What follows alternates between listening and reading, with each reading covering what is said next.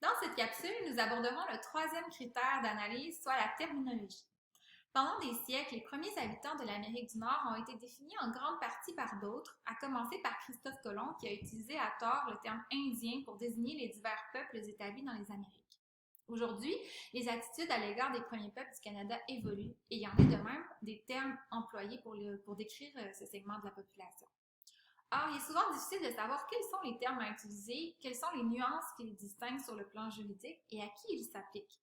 C'est pourtant essentiel d'utiliser les bons termes si l'on veut entretenir des relations positives et respectueuses envers les membres des Premières Nations, les Inuits et les Métis, et si l'on veut éviter d'utiliser des termes jugés discriminatoires ou insultants.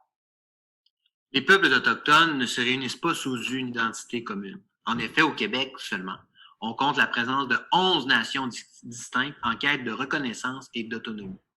Parce qu'Innu, Wendat et Anishinaabe, ce ne sont pas seulement des titres, ce sont des termes qui portent en eux l'histoire, la culture, les mœurs, les coutumes et la langue de ceux qui naissent dans ces communautés. Autant que possible, il est donc préférable de parler des membres des premiers peuples en faisant référence de façon précise à leur identité ou à leur nation. On dira par exemple une artiste Saïda, un pilote Cree ou un chercheur Mohawk. Même s'il est utilisé couramment, surtout dans les médias, le nom propre, autochtone, devrait être évité. Le mot peut cependant être employé comme adjectif. Ici, on parlera des peuples autochtones plutôt que des autochtones.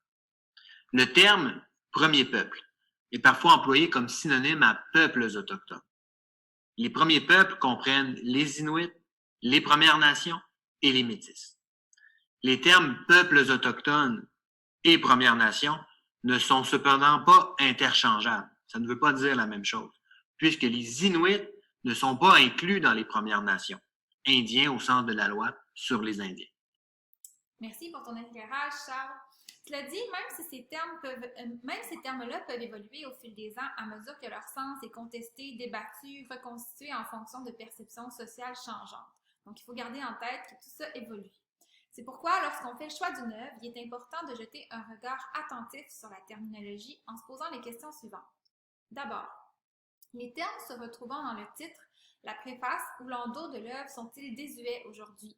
Par exemple, retrouve-t-on les termes indien, peau rouge ou sauvage? Chaque terme doit être évalué selon son contexte. Donc, si l'œuvre a pour objectif, par exemple, de décrier les injustices de la loi sur les Indiens, le terme indien ne sera pas péjoratif dans ce contexte-là. Ensuite, les noms des personnages sont-ils originaux et authentiques ou plutôt ridicules?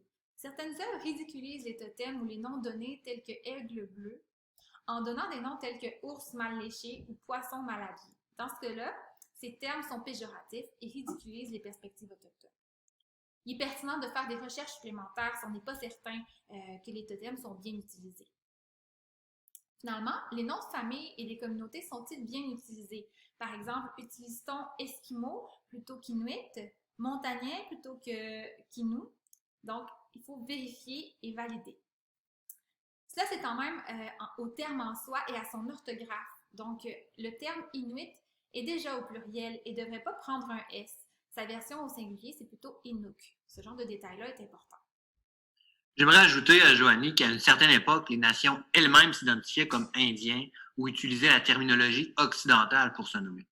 C'est seulement avec la réappropriation culturelle que les nations ont commencé à nommer leurs villages et leurs peuples dans leur langue maternelle. Un bon endroit pour consulter le vocabulaire utilisé aujourd'hui par les premiers peuples est le site web de l'APNQL, l'Assemblée des Premières Nations du Québec et du Labrador. Pour permettre la réconciliation, je crois qu'il est important de nommer les nations comme ils le souhaitent.